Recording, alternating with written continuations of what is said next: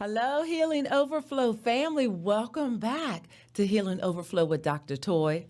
Y'all know I'm Dr. Toy. I'm so happy to see y'all again. I hope y'all are doing well. Thank you for listening. Thank you for sending in your Healing Overflow with Dr. Toy comments and Ask a Therapist questions. Listen, y'all are really out there showing me some love. I really appreciate it, y'all.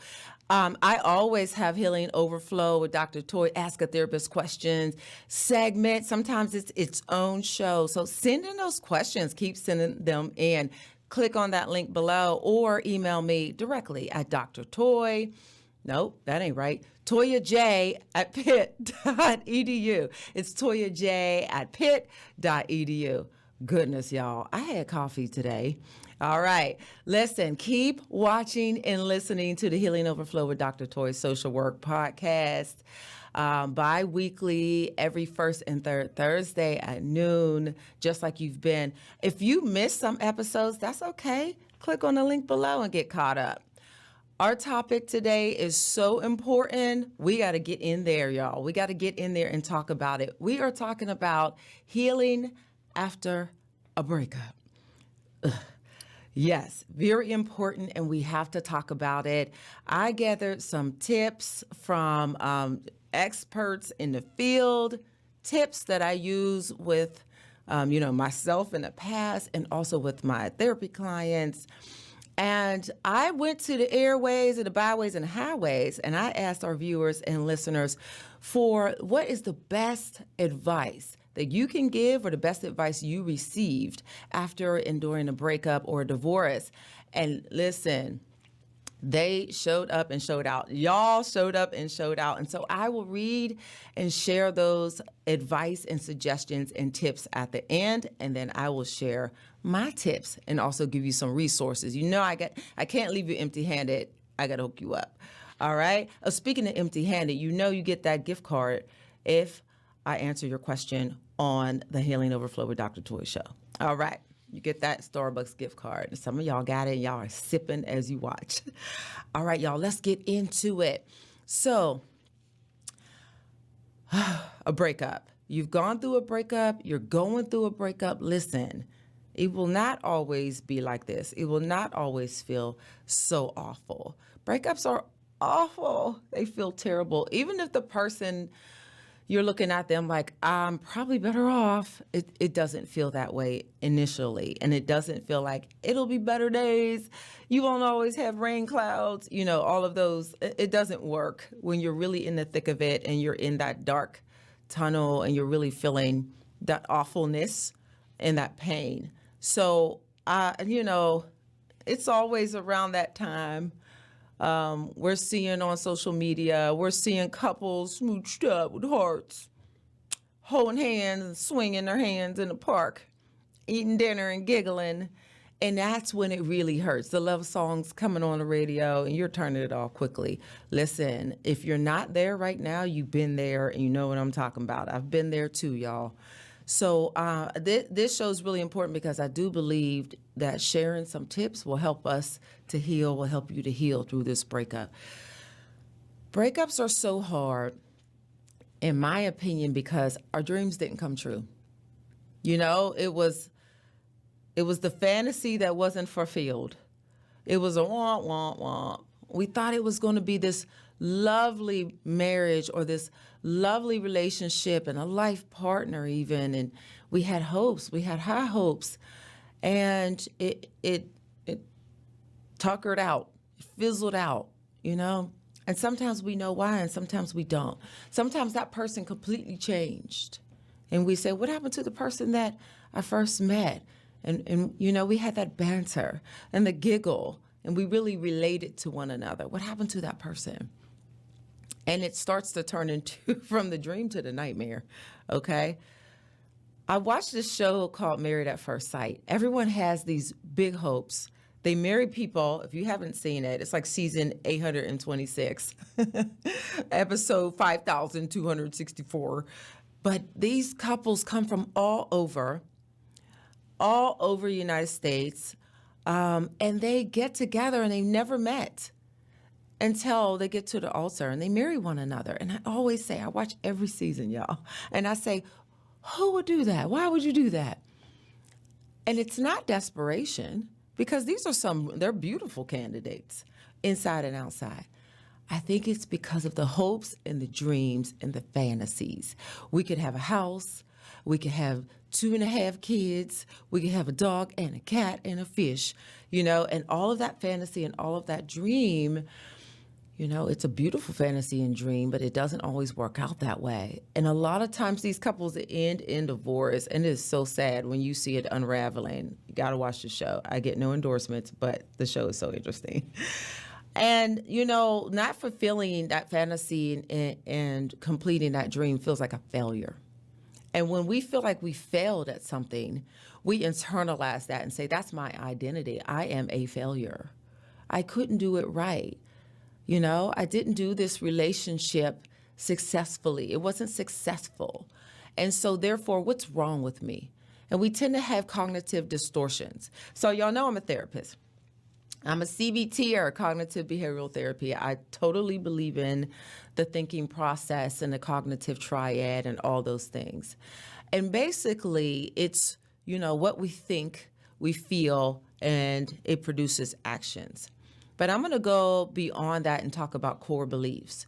Because when we have a breakup, oftentimes our core belief or our theme, I talk about having a script written in our heads, and we play out that play or that Broadway production, that script in our everyday life. And the core beliefs that we have, and usually it's one belief, and you can see that theme working itself throughout our life. The 3 core beliefs, the 3 themes are helplessness, unlovable, and worthlessness. So I'm going to break it down, because usually when we go through a breakup, that unlovable core belief is screaming at us.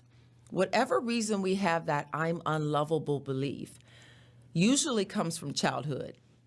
Isn't that the therapist's answer? We're like, what happened in childhood? It came from childhood most of the time, y'all.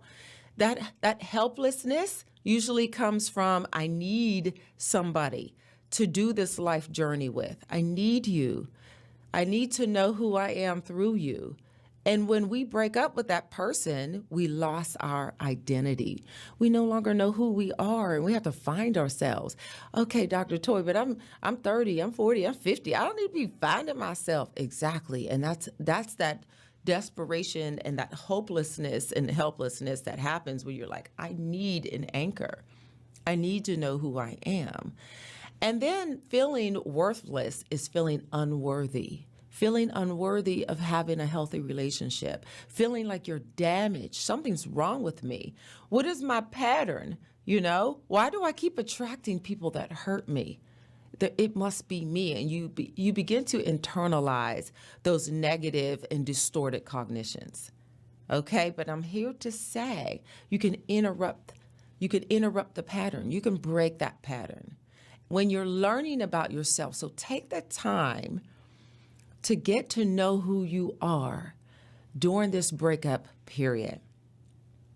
It is not the end. It is not after we were together. It is now beginning solitude. It's beginning introspection. You're beginning to heal from within and get to know who you are. And baby, you're going to get to love who you are. I'm going to tell you that right now, because it's not a malfunctioning of yourself that caused the breakup. It's because y'all weren't supposed to be together. And that's okay. You learn something from every breakup. Think about the breakups you've had in your life. Some of them were devastating. Some of them were like, goodbye, I'm so glad you're leaving. Go on now, go. Walk out the door, And some of them leave us very liberated. But the ones that feel like we got like a dagger through our heart, those are the ones that leave us with something to learn so that we're not repeating the same patterns for next time. If you look at the folks that you break up with and you say, I have a pattern of getting with people that I need to rescue and heal, this is the time where you can say, no, No longer will I do that. I'll choose wisely. I will choose the folks that don't have the red flags, or I'll identify the red flags and say, no, thank you, that's not for me. I won't ignore the red flags. You see where I'm going with that? And so without the breakup, it's hard for you to really learn that life lesson. And let me tell y'all, you keep on learning and learning and learning. And I have a doctorate. I'm not done learning. I've just begun, I'm young. We keep learning. We keep learning. And we learn from mistakes. We learn from past failures. And we learn how to dig ourselves up and climb out and see the light. We triumph over adversity. That's who we are, right? Okay. Breakup is a grieving moment. And so for some reason, we feel like we can grieve over loved ones that pass, but we can't grieve over our identity and our past self that died with that relationship. When you deal with infidelity, that relationship has died. Even if you decide to stay together, you are now birthing a new relationship. You are not trying to fix the old one. There was too many patches in that boat. It's now a new relationship. If you decide to leave after they cheat on you, that is your decision, and you're going to hear a bunch of noise in your ear. You should stay, work it out, all of that. My tip, and I'm going to share some more tips at the end, once you're done, y'all. You tried everything you could. The door slammed closed. Keep it closed. Don't go looking through photo albums and your phone and pictures. When the memories pop up, the memories pop up. Get rid of the memories that pop up on social media. Get rid of the pictures. Get rid of the gifts that y'all exchange. There's no more anniversaries. Don't go stalking on social media, looking them up and seeing what they up to and who they with and all that. That's not helpful. It's not helpful. And you don't want to focus on just all the good stuff. Well, we used to go here to dinner and it was so beautiful. If it was so beautiful, you wouldn't have broken up. So focus on both, the whole scenario. You got to be real with yourself. Focus on the whole scenario. Okay, there was good times, but there was bad times. And make sure you're focusing on the bad times too. Wait a minute, Dr. Toy, you're saying focus on bad times? You got to be real with yourself and say, yes, that was good, but they were toxic when they said this, this, and this. Remind yourself of why you're not together. Now, I'm not saying go flip on the other side and demonize the person, because that doesn't work either. All bad, they were horrible. Okay, that doesn't help either. Have the concept of the whole self, the whole person. And that includes yourself. Who was I in that relationship? Who am I now after the relationship? Who were they when we were together? It wasn't good. It wasn't horrible. It wasn't all great. It was what it was. Okay? And that's reality. Okay. So let's see. What else? Making up your mind that you don't always need answers in order to have closure. This was a big one for me back in the day when I was breaking up with people. Now I've been married for 21 years almost. So you don't need answers to the questions in order to be able to close the door and move on. You don't need the answers. You don't need sorry. You don't need an apology from them. You don't need to see them one more time so you could talk about it and figure it out, and then now you can close the door. It just keeps pulling it up and stirring it back up. It's not part of the healing. You can't heal with the person standing in your face scraping at your wounds. If you share children or property or a furry pet baby together, that's one thing. You exchange and move on. You do not have to sit down and walk back down memory lane and tee-hee on the sofa and Netflix and chill. That's going to get you right back down into that tunnel, and it's not the tunnel of love. Okay? So think about the fact and come to reality and come to a satisfaction and an acceptance that you may not ever know all the answers. And that has to be okay. All you need is what's in you and what the answers are within you and not them. You can never get into their heads. You don't know what they were thinking and why did they do this. You need to tell me some more details. You get closure on your own. You get closure through your loving circle, through the people that love you and want you to win, and they're around you rooting for you. Okay? Okay. I had to say that. That's important. Okay. Let's see. Reintroduce yourself to old and new things. Sometimes we get so engulfed and indulge in that relationship that we forget about old friends. We forget about all the things we used to do. We stop singing or playing our instruments. We stop playing our sport. Reintroduce yourself. Welcome back to you and who you really are. And put some new stuff in there too. Try new things that you might have been afraid to try or that your partner wouldn't do with you. Do it now in celebration of yourself. Okay? Okay, that's some of my tips. I want to share with y'all. I listened to a show on NPR, and it was so good. And it was called Making a Clean Break. I thought it was excellent. And so that was on, I lied. It was called How to Turn Your Breakup into a New Beginning. There we go. On NPR. It was really good. Take a listen to that. Some of the tips are in there, and I shared it with you. My other thought is, you know, there are a lot of my viewers and listeners that are spiritual, and I'm moving into the segment where I said to my viewers and listeners, give me your best advice for someone or the best advice that you received after a breakup or divorce. I am absolutely a proponent of getting back in touch with your spirituality, using your spirituality for your strength. And so some of my viewers and some of my listeners share that with you. So I just wanted to let you know that they're not necessarily my views or the views of the University of Pittsburgh, but they are views that I find very important and I wanted to share. Okay. Let's go to the phone lines. All right, I'm not Oprah. There's no phone lines. So I'm just going to go with, let's go to the viewers and listeners and see what the audience, see what your advice is. Okay. Cheyenne, thank you for responding to the call. And thank you for sharing your advice. Cheyenne's advice says pray. Give yourself time to heal. Don't jump into anything. Therapy is always an option. Oh, you know, from a therapist, I think that is some really good advice. You don't have to jump into anything. You don't have to get up and shake it off. And listen, take your time. Take time for yourself to heal. And therapy is always, a good option, especially when you feel stuck, y'all. If you feel like you're just not getting past the anger and the resentment in the morning, pull in a specialist. I'm going to talk about two at the end of the show, but pull in a specialist. There are folks that specialize in relationship and healing after a breakup and all those things, okay? Find them and get in there.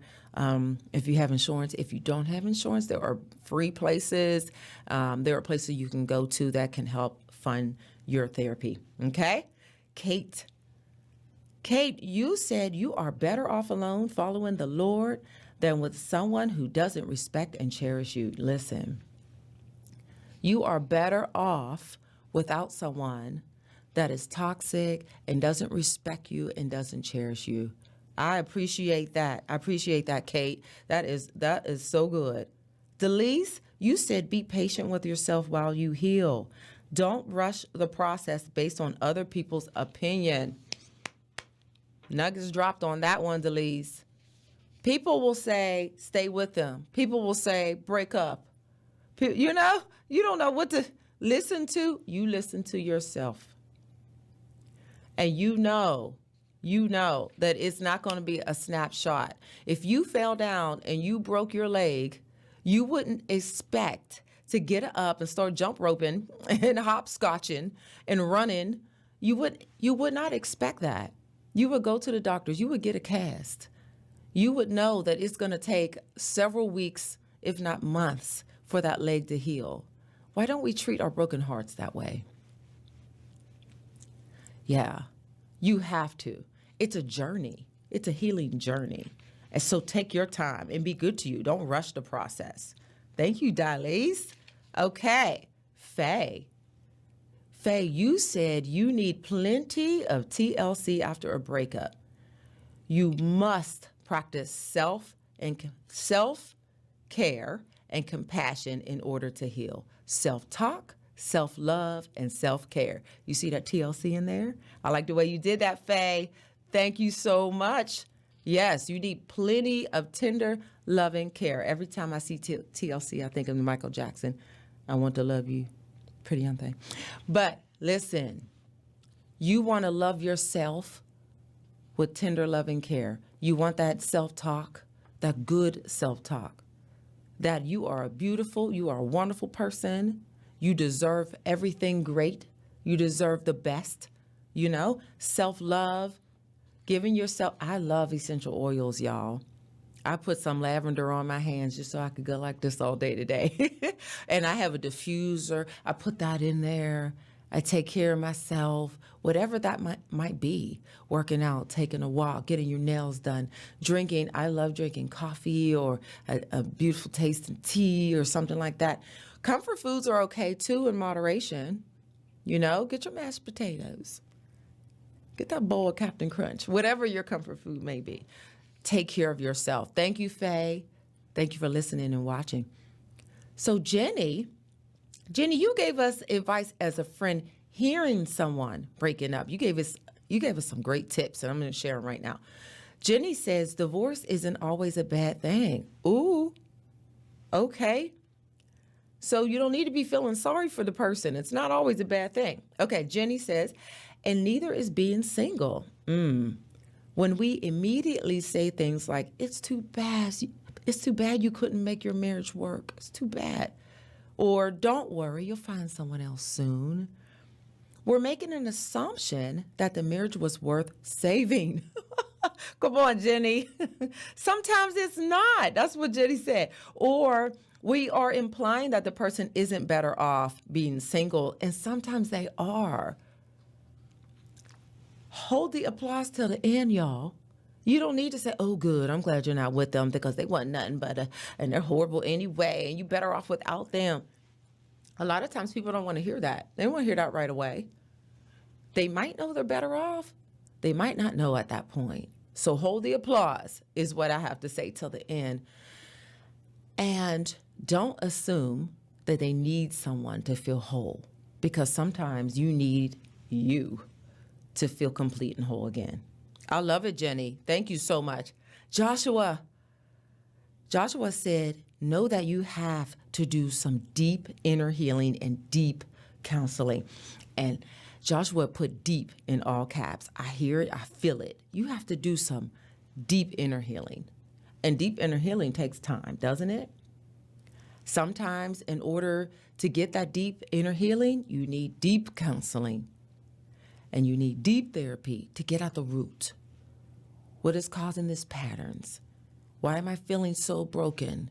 And feeling broken and upset, you should. Don't deny it. You sit in it for a minute, then you get out of that thing. You pull yourself out. I can't pull myself out.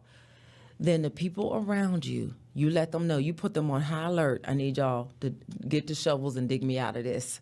I'm not feeling so good. Okay? Keep people around you and don't push them away.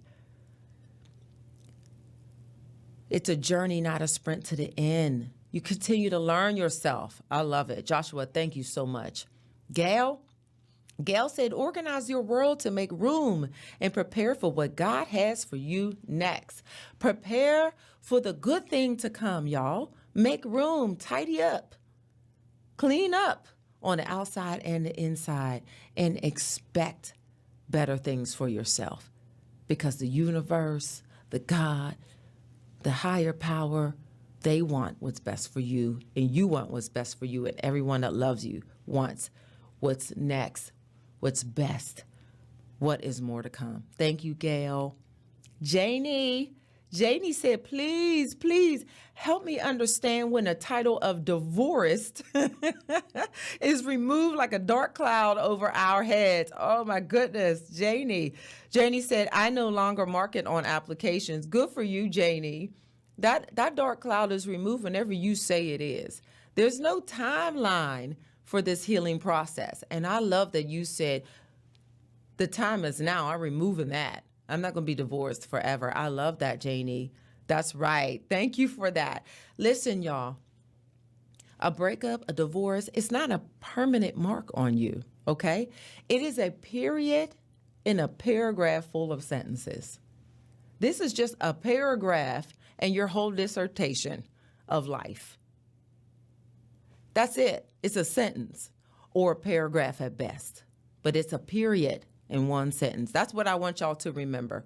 So read on to the end of your dissertation, your novel. Read on to the end and see what is to come. The ending is great. You're going to make it through it. You're going to get out of it. But right now, you accept that the pain is here, okay? And it won't always feel like that.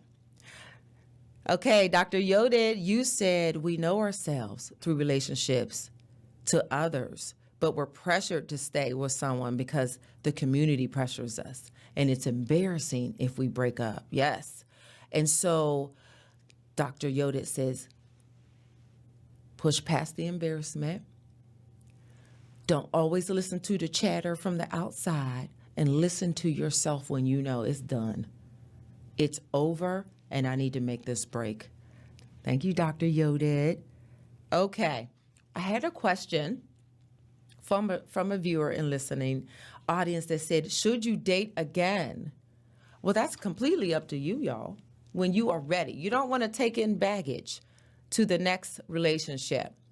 Erykah Badu has this song called Bag Lady, right? And I think it's bag lady, bag man, bag non-binary person, right? Don't carry those bags into the next relationship. And so whenever you're ready, then you go for it. But you make sure you're breaking those patterns. I have a couple quotes from some experts out there. Esther Perel, I love this quote. She's a relationship expert, and she says, instead of looking for a person who checks all the boxes, focus on a person with whom you can imagine yourself writing a story with that entails edits and revisions. Ooh, that was good, right? Mm-hmm. Radiate what you want to attract, y'all. Okay?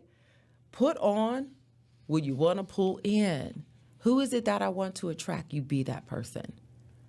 You be that person. Dr. George James says, okay, Dr. George has George Talks newsletter that I get, and I love it, and I read it. And so the latest George Talks newsletter said this, quote, intentional kindness serves as a reminder that empathy and goodwill are choices within our grasp, fostering a sense of warmth and unity that enriches both the giver and the receiver.